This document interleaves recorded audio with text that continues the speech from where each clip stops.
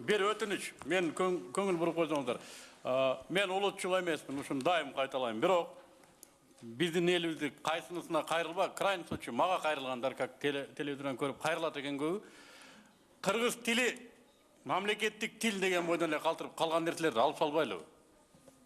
Емнеге официалды тіл болуш керек, емнеге дағын бізде дағы башқа тілдер болуш керек. Bir ғана қырғыз тілі дегенле қалбай бұл. Унитардық деп атауыз. Қырғыз елі біріктіреді қалған елді. Демек ошол елдің тілі мемлекеттік тіл болуш керек. Кимге біз дағы жүгіріп барып атауыз жағынып.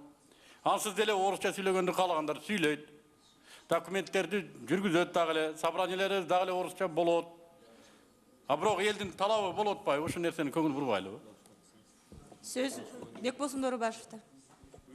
Мен ошоны доошқа қоятелем, ошо конституцияда қырғыз тілі мемлекеттік тіл деген бойдан қалышын, ешқандай расми деген. Кезеге мен сөйлесек, сіз еле сөйлеп атасыз жаңа. Чоң рахмат бергеніңіздерге, президиум.